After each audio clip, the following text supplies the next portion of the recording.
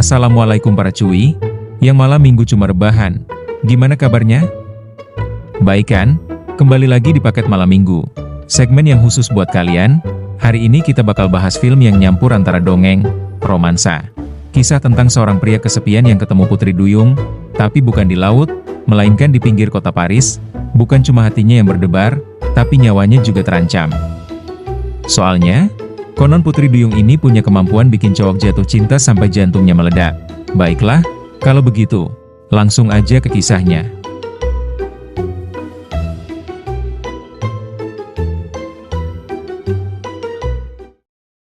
Dibuka dengan penampilan seorang pemuda bernama Gaspard, di sebuah kafe miliknya sendiri.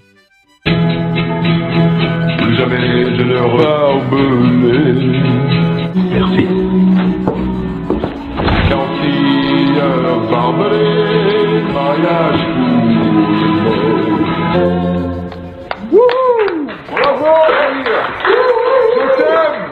Setelah pertunjukan selesai, salah satu pengunjung yang setengah mabuk, ia tiba-tiba melihat sesuatu di laut tepat di samping perahu.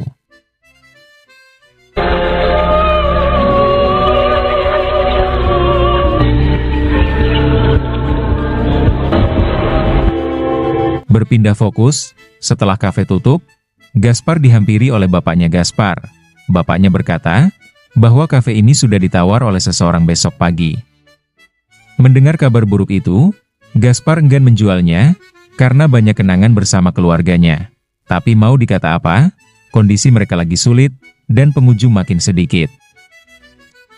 Sekitar tengah malam, Gaspard pulang sendirian dengan memikul sepatu rodanya. Lalu ia mendengar suara yang sangat lembut dari laut, tapi ia tak menghiraukannya. Singkat cerita, ia sudah sampai di apartemennya. Gaspard berumur 40 tahun, ia tinggal hanya bersama kucing, yang bernama kucingnya Gaspard. Sedih, sendiri, setiap malam hanya membereskan semua koleksi mainannya. Wah, parah banget dah cuy. Saking gabutnya, ia membaca buku masa kecilnya di betap, sendirian, aduh. Pagi hari pun datang, ia tiba-tiba didatangi oleh dua orang, yang ternyata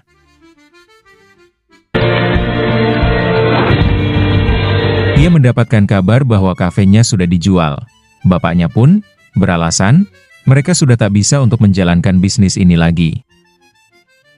Galau sampai malam, sambil jalan pinggir laut, tapi tiba-tiba, ia melihat seorang wanita terkapar.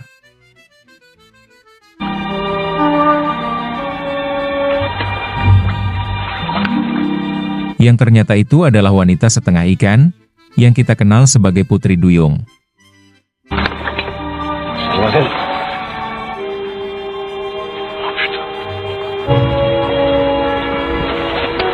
Karena beautiful dan pingsan, dengan polos Gaspard berniat membawanya ke rumah sakit. Sempat menyetop beberapa taksi, namun tidak ada yang berkenan. Dan ya, apa boleh buat, ia menaiki bajai Prancis aja, yang penting sampai.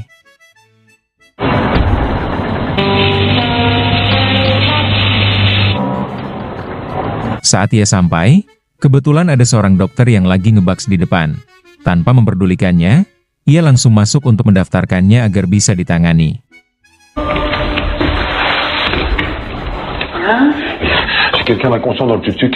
Tapi pas ingin mendaftar, ia dimintai BPJS-nya dulu biar gratis. Yaelah, enggak di mana-mana, sama aja. Kita ke sang dokter, yang ternyata ia memeriksa ke dalam bajai, dan setelah diperiksa ternyata sang duyung pun bangun. Ia langsung mengeluarkan jurus andalannya.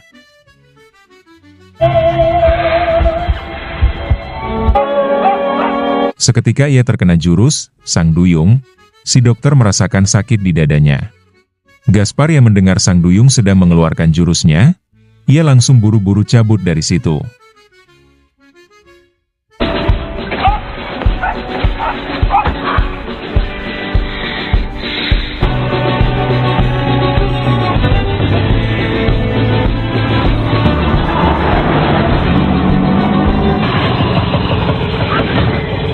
Sementara keadaan sang dokter makin parah dan dihampiri oleh istrinya yang dokter juga.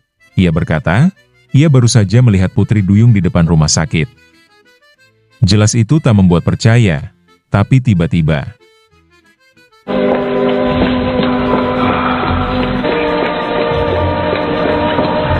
Sementara Gaspar sudah berada di apartemennya, dengan santai, membawa si Putri Duyung ke kamarnya.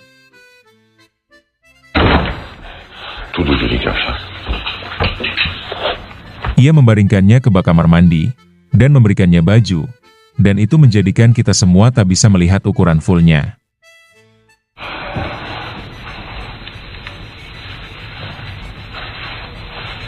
Tapi tiba-tiba si Duyung terbangun, karena Gaspar memberikannya air. Lalu si Duyung mencoba jurus andalannya, tapi tak mempan kepada Gaspar si jomblo berumur 40 tahun ini.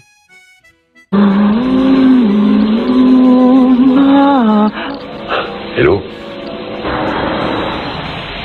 Lalu Gaspar memberikan makan, karena enggak ada sarden, ia memasak yang ada aja. Lalu ia ditelepon oleh ayahnya, karena kafe mulai ramai. Gaspar dengan terpaksa, ia tak bisa datang malam ini, karena ada urusan. Sementara sang Duyung mulai nyanyi, ia juga mulai marah sendiri.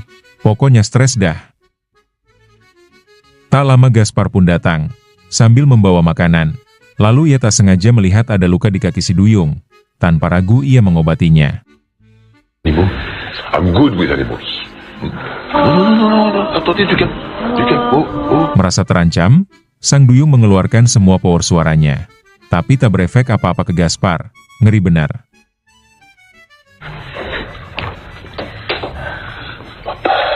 Sorry. Mungkin karena sudah percaya kepada si Gaspar, ia tidak akan menyakitinya. Si Duyung dengan lembut mengatakan namanya adalah Lula. Gaspar pun memperkenalkan diri juga, sambil memberikan Lula makanan, dengan seadanya. Baru satu suap, Lula mengatakan ia mau pulang, karena dalam 2 hari ia akan mati.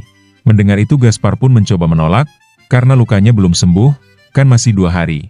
Bisa kali tidur di sini, kan lumayan. Sementara di rumah sakit, sang dokter makin kritis, dan akhirnya ia mati dengan terpesona.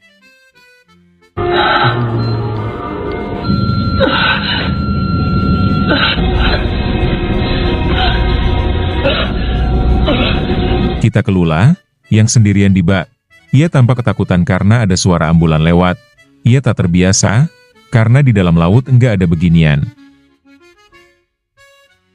Lanjut pagi hari di rumah sakit, si istri mencoba mengetahui apa yang dialami suaminya itu. Yang kata dokter yang menangani, si suami mati karena terlalu gembira, dalam kurung mati senang. Kembali ke Gaspar yang lagi mandi, dan ia tak sengaja membangunkan Lula. Dan hal itu dikupingi oleh tetangga sebelahnya, yaitu Tante Rosi. Lula masih bingung kenapa Gaspar tak mati. Sampai ia berkata kepada Gaspar, kenapa ia bisa bertahan. Karena siapapun yang mendengar suaranya, pasti jatuh cinta dan hatinya meledak. Mendengar itu Gaspar pun berkata, hatinya sudah lama meledak dan ia sudah tak bisa lagi merasakan cinta. So sweet. Lanjut ke istri dokter, yang ternyata sedang hamil. Ia sangat sedih ditinggal sang dokter, sampai berhalusinasi.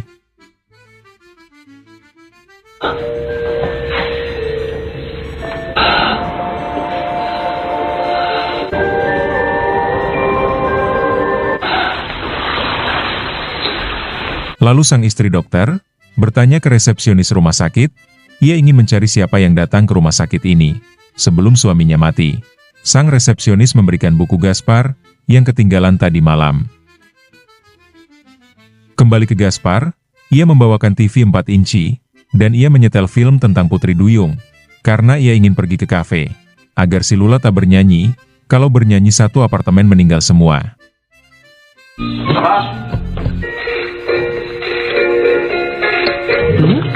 Namun saat ingin pergi ia baru sadar bukunya ketinggalan, dan saat keluar, ia dicegat oleh Tante Rosi. Karena Gaspar sudah lama tak membawa perempuan, Tante Rosi memberikannya selamat, karena akhirnya, ada penyaluran hasratnya Gaspar. Gaspar berkata itu hanya teman, dan buru-buru pergi dari situ. Sementara di rumah sakit, istri dokter keluar rumah sakit dan menemukan darah dan sisik dari Lula, yang tepat di situ Gaspar datang dengan bajai Prancisnya, untuk mengambil bukunya. Di rumah, Lula lagi asik menonton, sampai buntutnya goyang-goyang. Dan ada adegan yang menyayat hati si Lula, sampai akhirnya.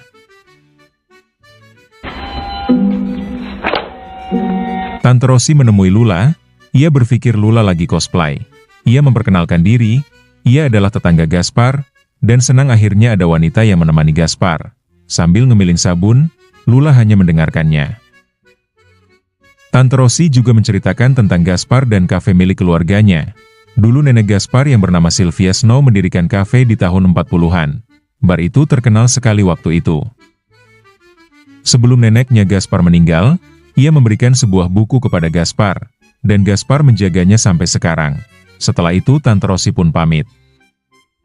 Kembali ke sang istri dokter, ia mencoba memeriksa sampel dari Lula. Yang kesimpulannya adalah, ini adalah darah dari spesies baru yang mereka tak ketahui, dan spesies ini tak bisa jauh dari laut. Sementara Gaspar, setelah dari rumah sakit, ia ke kafenya.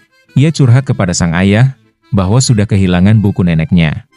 Ayahnya mencoba menenangkan Gaspar dan berkata, buku itu sudah hilang, dan ya mau gimana lagi. Tapi tiba-tiba ia ditelepon agar pulang ke apartemennya. Yang ternyata apartemennya kebakaran, karena sebelumnya Lula mencoba untuk smoking. Namun karena yang diisep adalah samsu, maka Lula batuk dan tak sengaja menyenggol parfum. Di dalam apartemen yang sebagian sudah gosong, salah satu petugas mendengar suara seorang wanita bernyanyi, seolah-olah berasal dari asap api di sini. Lalu tak lama Gaspar datang, dan mencari di mana keberadaan Lula, yang tak ada di tempatnya. Yang ternyata, ia bersembunyi di kolong kasur. Lalu Gaspar membawanya ke tempat Rosi memintanya untuk menjaga Lula, karena ia ingin mengurus beberapa hal, agar bisa mengembalikan Lula ke laut. Gaspar pun kembali ke apartemennya, untuk melihat keadaan koleksi pemberian almarhum neneknya.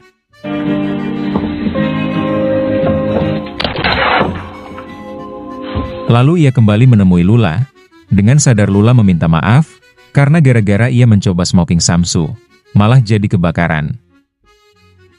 Gaspar yang sudah bodoh amat, ia memutuskan untuk segera memulangkan Lula ke tempat asalnya, tapi dengan satu syarat. Ia mengambil gitar, dan ia berniat untuk merekam suara Lula di kafenya. Ma petite Lula, s'il est terminé tout seul.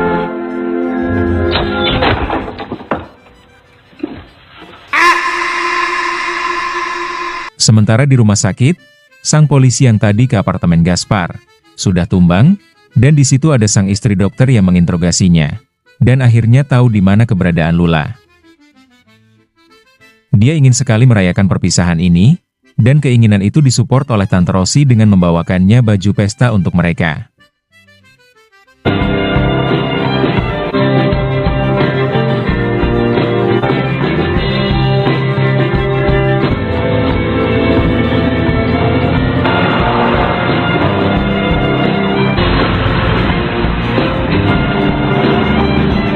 Ia membawa Lula ke kafenya, dengan kursi roda, karena kan Lula cuma punya buntut.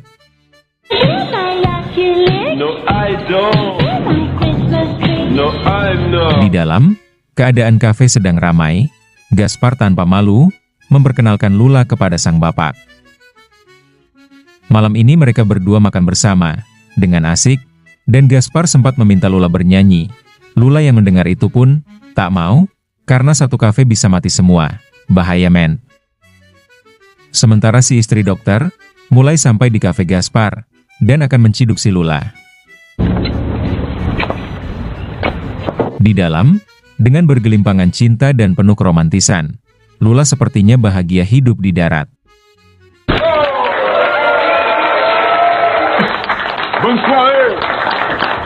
Lula pun bercerita tentang hidupnya. Ibunya sudah meninggal waktu ia masih kecil, karena mencoba melawan nelayan yang ingin menangkapnya. Dan sebenarnya, hanya tinggal Lula, putri duyung terakhir di muka bumi ini. Setelah itu untuk mencairkan suasana, mereka berdansa bersama. Je ne ressens plus de joie, suis immunisé.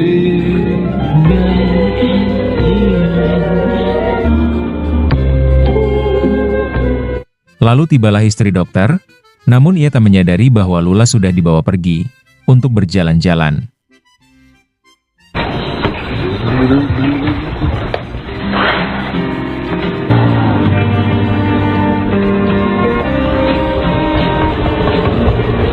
Mereka menikmati kebersamaan yang tinggal 30 menit lagi, di depan Menara Eiffel.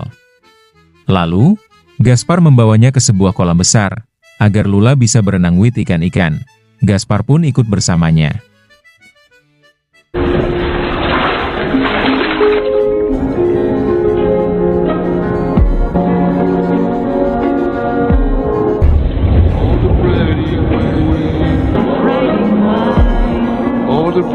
Tapi tiba-tiba Gaspar kehilangan nafas, dan pingsan.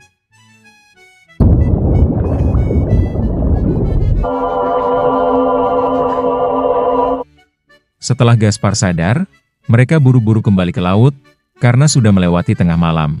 Itu bahaya bagi Lula. Namun sebelum dikembalikan ke pantai, Gaspar mencoba membujuk Lula, agar bisa bersama dengannya. Mendengar itu, jelas Lula menolak, karena bahaya bagi dirinya, dan Gaspar tentunya. Gaspar yang sepertinya emang udah lope banget ini, ia memutuskan untuk membawa Lula pergi, membawa ke apartemennya, untuk menampilkan penampilan terakhirnya.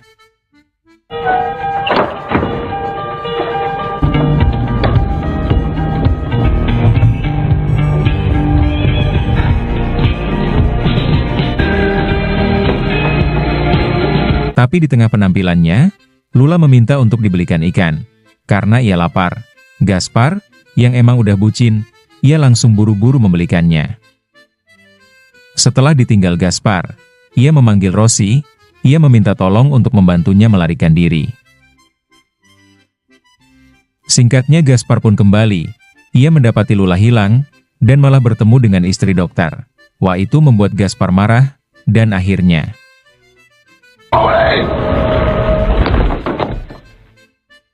yang ternyata Lula sedang diteliti oleh istri dokter, dan diambil darahnya. Tapi dengan ajaib, Tante Rosi pun datang.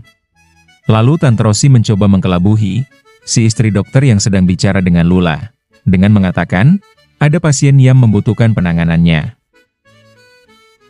Dan pertama ia membangunkan Gaspar, kemudian mereka membawa Lula pergi dari sini.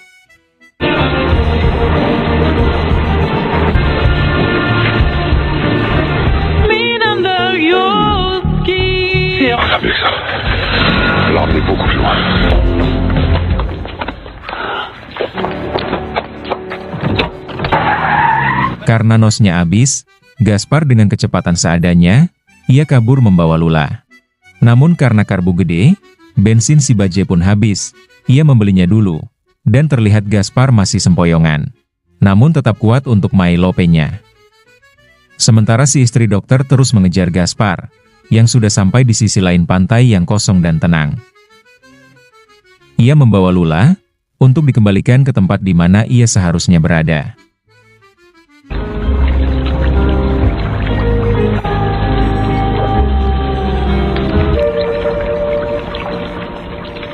Huff, si istri dokter akhirnya sampai, mencoba mengganggu perpisahan yang epik ini, dan akhirnya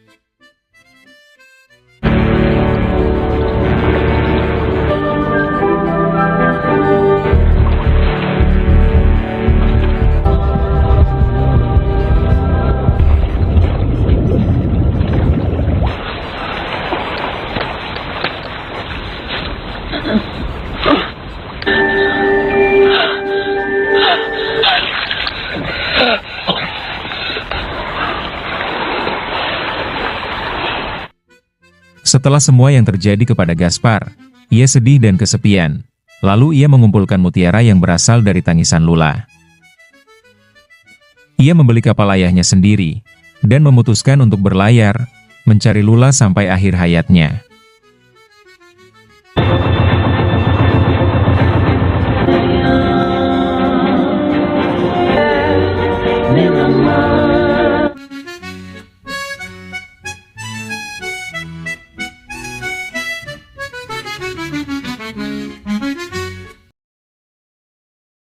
Dan itulah kisah Mermaid in Paris, kisah yang bikin kita sadar, kadang cinta itu nggak perlu logis. Tapi juga jangan sampai bikin kita tenggelam. Apalagi di sungai yang banyak sampah plastiknya. Kalau kalian suka sama videonya dan kisah absurd romantis kayak gini, jangan lupa like, komen, subscribe, dan share ke teman yang masih percaya Putri Duyung ada di Ancol. Saya pamit, Wassalamualaikum, sampai ketemu minggu depan.